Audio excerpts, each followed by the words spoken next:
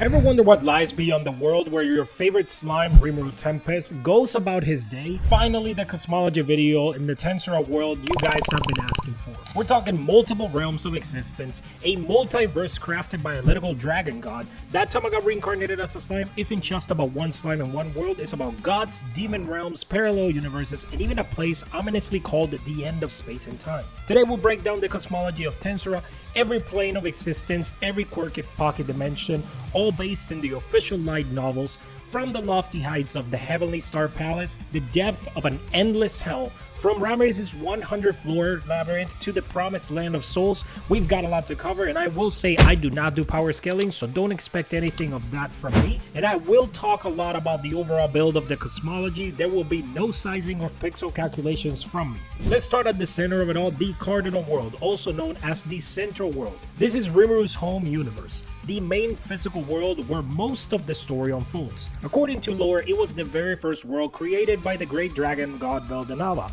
and thus the origin world. Among many, it's called a chaos world because it blends both physical matter and spiritual energy in its makeup. In practical terms, that means you'll find ordinary humans and animals living alongside magicules, spirits, and monsters. Reality here has a foot both in the material and spiritual realms at once, a unique trait that makes the Central World a kind of a crossroads of creations. Now, being the flagship universe, the Central World naturally attracts visitors from elsewhere. In fact, random things from other universes sometimes slip into this world. Summon heroes, stray monsters, you name it. Getting into the Central World by accident is, unfortunately for them, fairly easy. Getting out is much harder. There are only a few proper doorways out, notably the ones leading to the elemental and the demon realms. These act like magical gates connecting the Central World to the outer planes. Aside from those special exits, if you're an Otherworlder stuck in Rimuru's world, well, good luck finding the exit. The result is a vibrant melting pot universe with 1.3 billion sentient inhabitants and countless species all under the protection, more or less, of Rimuru and the Demon Lords, depending on who specifically we're talking about. And speaking of Demon Lords, in the Central World, powerful beings like Rimuru eventually kind of run the show. The Demon Lord Council Octagram effectively governs the world from the shadows. The Central World may seem like your typical fantasy realm on the surface, swords, sorcery, kingdoms, but cosmically, it's the keystone of creation, the hub that connects to all the other realms in the slime multiverse. Floating above, metaphorically, is the Heavenly Star Palace, aka Heaven. Despite the grand name, this place isn't an endless cloudscape, it's actually a compact, idyllic little world in its own. Think of it as a hidden bubble plane of existence about 11 kilometers across, with perfect weather, eternal daytime, fields of flowers and fruits. Basically paradise in miniature. This is the place of beginning where Veldanava, the creator, first woke up at the dawn of creation. In other words, it's the cradle of existence. No wonder it's also called the Celestial Palace. At the center of the Heavenly Star Palace stands a massive white castle, Veldanava's old residence, and he kept the neighborhood exclusive. The Heavenly Star Palace is completely isolated from all other worlds, curiously adjacent to them at the same time. What does that mean? Think of heaven as existing in its own sealed bubble right next to the multiverse. You can't just teleport or fly there. There's only one way in by using a special interdimensional key, a literal key, that can open the door to heaven, or going up the fabled Heavenly Tower route. In novels, we learn that the Demon Lord Dagro was actually standing guard over the path known as the Heaven's Gate or the Heaven's Tower. In summary, the Heavenly Star Palace in Tensura is heaven, but not just for the angels. It's the holy ground zero of creation. Once home to the god, these days it's practically empty, though in the current storyline, Feldway has taken ownership of it. Heaven is completely safe from outside invasion, no other worlder monsters, no demons, incursions. It's off limits unless you have that golden key. So, on the cosmic scale, Heavenly Star Palace sits at the top of the hierarchy, a pristine, unchanging anchor point of the multiverse, and the realm one even of the most powerfuls can reach on a whim. Next, let's take a plunge into hell, quite literally. The demon realm, also called the Demon World, or Hell, is another major plane in the slime cosmology. As you'd expect, this is the realm of demons. It's a spiritual world through and through, meaning it's composed of spiritual energy rather than the physical matter. If you visit it, you wouldn't find normal mountains or oceans. Instead, you'd be in a misty, otherworld environment where the air is very dense with magicules and intangible darkness. This is where the demons are born. They spontaneously coalesce from the energy here as lesser demons, no parents required. In fact, the demon realm is sometimes poetically termed the world of darkness. How do you get to hell? Well, only via there is the Hell's Gate, a magical portal that connects the demon realm to other worlds. Summoners in the central world can open these gates when they call forth demons. Without a gate, the demon generally just stay put in their own realm, lurking until someone invites them over. It's said that the demon realm is actually an adjacent world to the other world. More on the other world soon. In other words, hell and that other world are parallels or connected dimensions. This hints at some shared history or pathways between demons and the mysterious aggressors from the other worlds, which is an interesting tidbit of lore. Now, if the Heavenly Star Palace was all sunshine and flowers, the demon world is actually the polar opposite. Deep at the bottom of the demon realm lies the abyss, an utterly dark void filled with nihility of hell, a form of negative energy that can actually erase anything that it touches. This minus energy literally cancels out positive energy, meaning if something from the regular world falls into the abyss, it's game over. In short, it's the ultimate cosmic garbage disposal.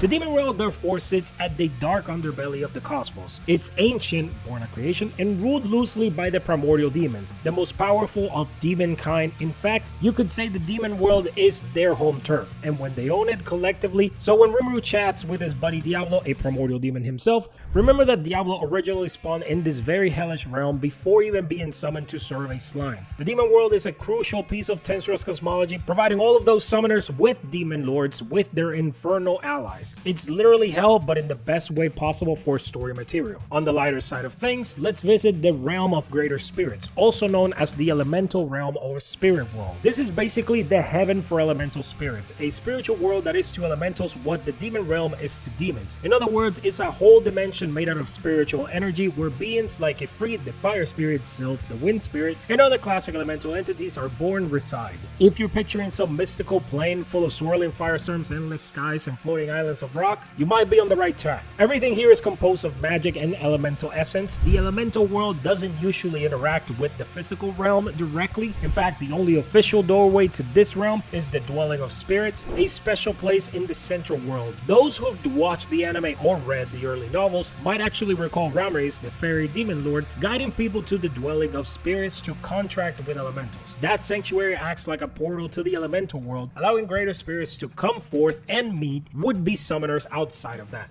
You generally can't stumble into the spirit realm by mistake. It's pretty sealed off unless a spirit like a fairy like Ramirez lets you in. An interesting tidbit, Ramirez herself is effectively the ruler of the elemental realm. As a former fairy queen and the current demon lord, Ramirez inherited dominion over all elemental spirits. The light novels note that the owner of the elemental world is Ramirez, which means she has administrative privileges, so to speak. It actually makes sense since she helps maintain the balance of spirits and even created a sanctuary for them in the central world. So, the realm of greater spirits is pure, ethereal dimension of fire, water, earth, wind, light, and darkness, energies in their personified forms. It's like the backstage of all elemental magic in the universe. When a high-level magic user in the central world summons a great spirit, they're effectively calling across dimensions to this realm. Cosmologically, it represents the harmony and balance side of things, counterbalance the demon realm's darkness, plus it gave us a reason for Shizu's Ifrit and others to exist more than just a random magical anomaly. They have a home world and an ecosystem of their own.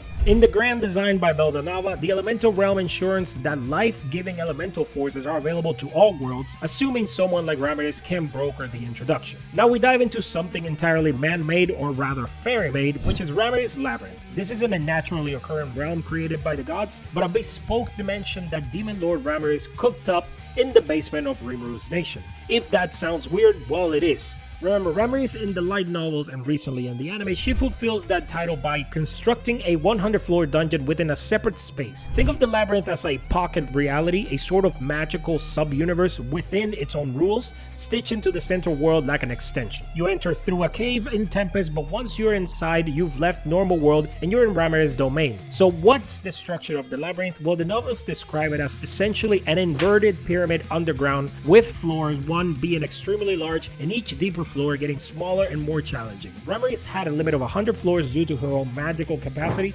but within those limits, she's basically omnipotent. She can shape each floor's environment, spawn monsters at will, and even bend space and time inside. In fact, space is so flexible in the Labyrinth that Ramirez can generate as much space as she wants internally. The dungeon is theoretically stated to be near endless, since each of the floor has its own sky, weather, and environment, and she could make more, but 100 levels was a nice round number due to her amount of magic use. The function of the labyrinth evolved over time. Initially, Ramiris intended it as a secure home for herself. It was also a sanctuary for the magic born she saved, a place where they could resurrect if killed. Yes, you heard that right. The labyrinth has a continual resurrection system. Any ally who dies inside can be revived by Ramiris as long as certain conditions are met. This effectively made the labyrinth a training ground and a bunker. During major conflicts, Rimuru famously evacuated thousands of citizens into the dungeon because inside they were untouchable by outside enemies. Time dilation is hinted by that as well. Days inside might be mere hours outside, though it's not explicitly a different timeline, just a controlled environment. In metaphysical terms, Ramiris' labyrinth is classified as a separate, isolated space, not quite its own world like a heaven or hell, but a subdimension powered by Ramiris and Veldra's incredible energy, making him ridiculously sturdy. The deeper you go, the denser the magic you'll get, which is why stronger monsters spawn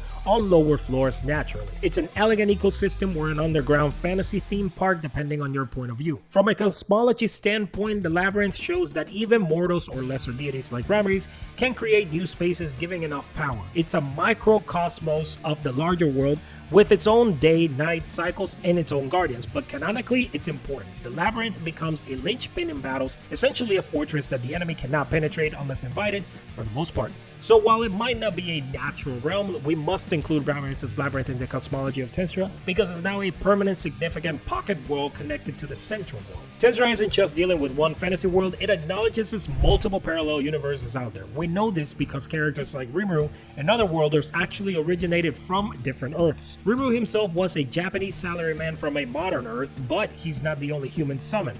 Others come from different versions of Earth. In fact, the series explicitly names at least two. One is the Earth we know, and the other one is the world of a character named Kondo, an industrial alternative Earth. This tells us that there's multiple separate universes existing within with no magic use and that summoning can bridge them. The concept of Otherworlder is built on this multiverse idea. In the central world, people like Shion often refer to Rimuru's original planet as just Otherworld, but behind the scenes, the light novel shows us a bigger picture. Any number of worlds could be out there created by Veldanava or otherwise, each isolated unless someone tears open a path. And indeed, Veldanava created many worlds beyond just the central one. The central world was the first, but not the only. So think of the cosmology as a finite multiverse. There's even a world system that circulates souls between universes. Now, no discussion of parallel worlds in Tensura is complete without mentioning traveling between them.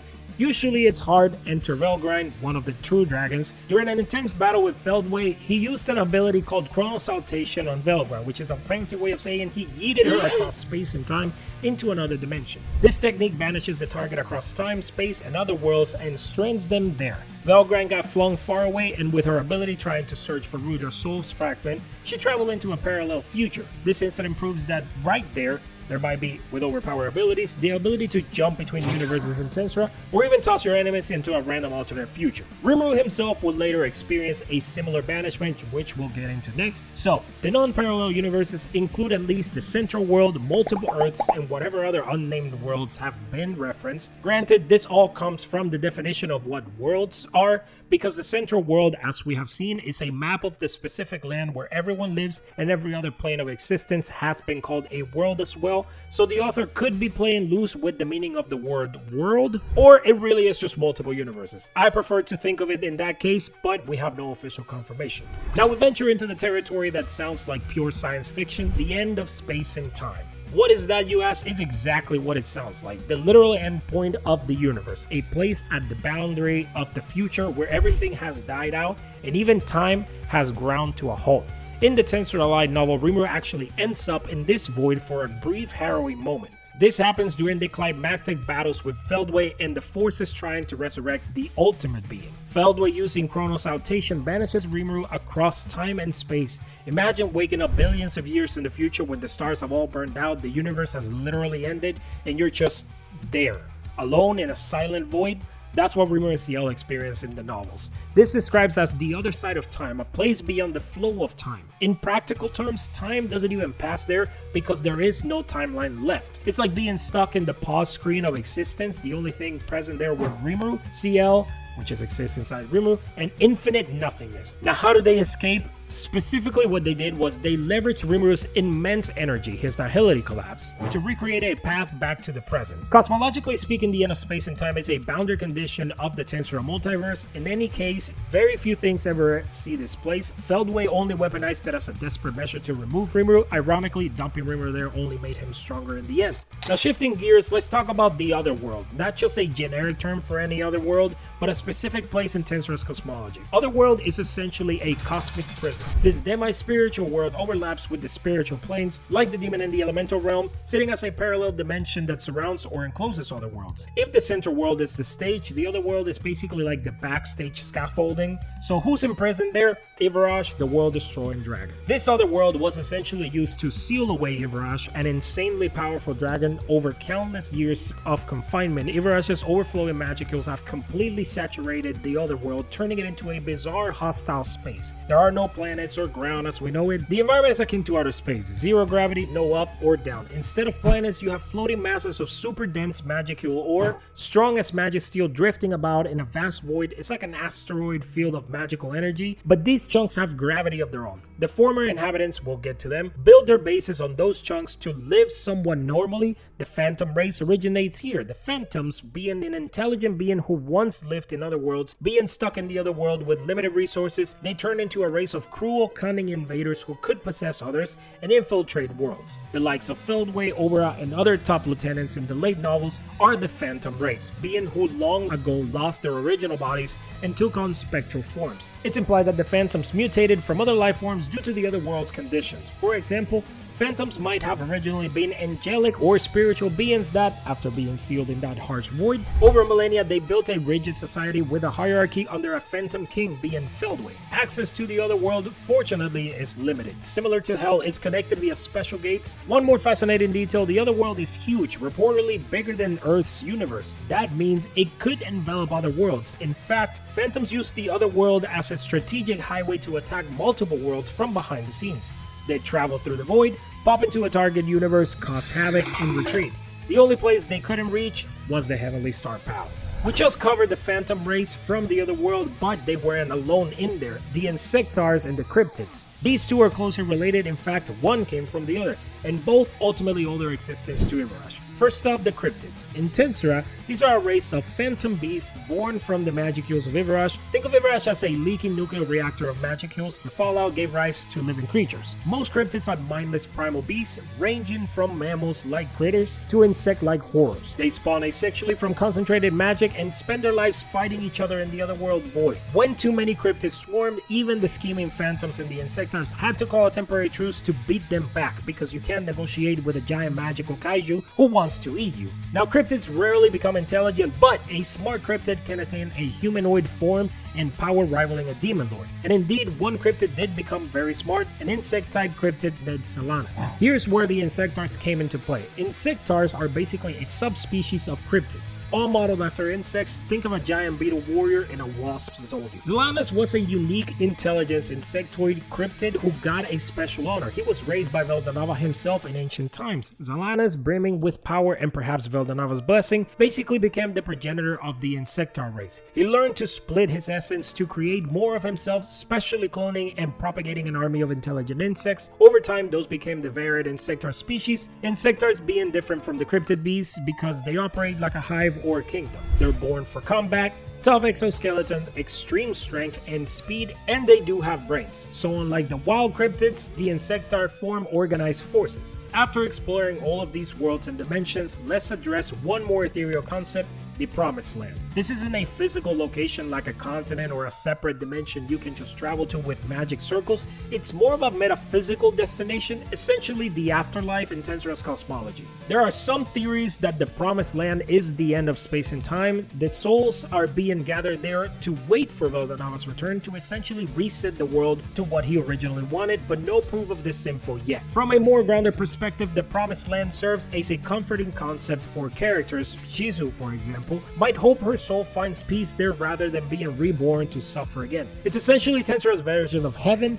but wrapped in a sci-fi fantasy mechanic. No one living has seen it, and no one has come back to tell, and even spiritual beings can't detect it. For cosmology's sake, this concept is crucial. It implies that there's an ultimate realm beyond even the Heavenly Star Palace, a place for souls that is outside the normal spatial temporal structure. It's perhaps administered directly by the will of the universe or Valdanava system. In the grand finale of the series, understandably, the Promised Land might be a key to understanding what Valdanava was really planning with all of these worlds and reincarnation. So, the soul's final destination in Tensura is not dust or oblivion. It adds a layer of philosophical depth, the idea that all of the struggle in multiple lifetimes has a purpose to eventually be removed from the cycle of reincarnation, and you actually get to rest. In summary, the cosmology of that Tamaga reincarnated as a slime is a vast layered tapestry of worlds and concepts all interwoven by Valdanava's grand design. What makes Tensura's cosmology so engaging is how these realms interconnect and impact one another. A decision or battle in one plane, say a fight in heaven or a gate opening in the other world, can send ripples that affect all others. Rimuru's ascension to from slime to godlike being is mirrored by the story's ascension from a single forest nation to the entire structure of reality. By the current point in the novels,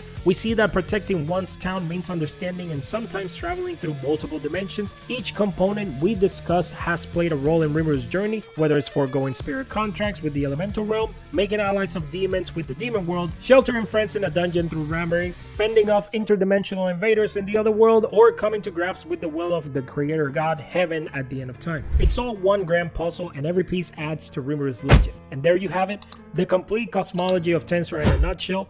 Pretty epic for a story that started with just one guy getting stabbed and saying, "Please destroy my PC."